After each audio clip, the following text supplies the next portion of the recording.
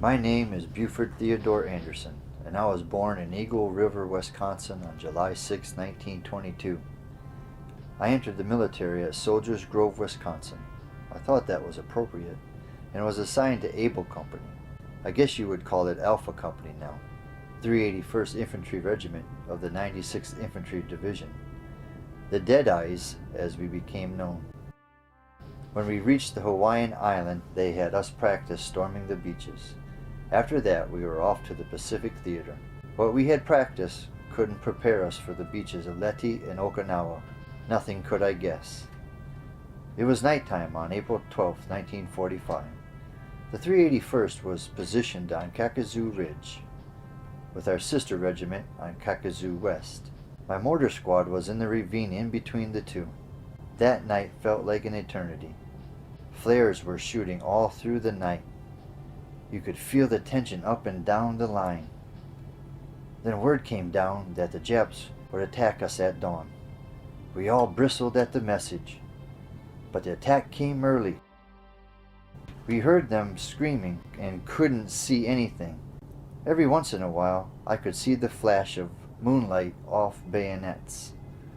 That's how close they were to us. I told my men to take shelter in an abandoned tomb that was cut in the side of the mountain. I wish I could say I was trying to be a hero, but I just thought it was the best thing to do at the time. A single silhouette would be harder to see than a whole squad.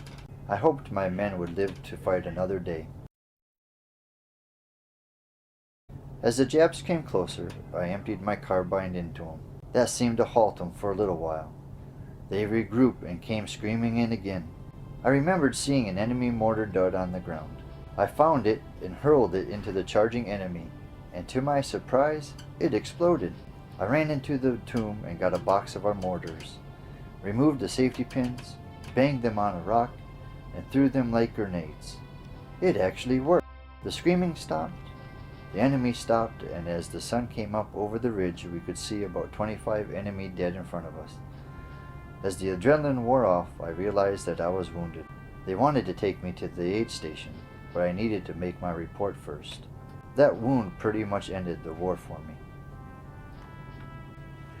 A little over a year, I was invited to the White House on June 27, 1946, in a ceremony held at the Rose Garden. President Harry S. Truman awarded me the Medal of Honor. It was very heavy, not the actual medal, but the memory of that night, and of the heroes that didn't make it back home. My name is Beaufort Theodore Anderson, and I'm a Deadeye.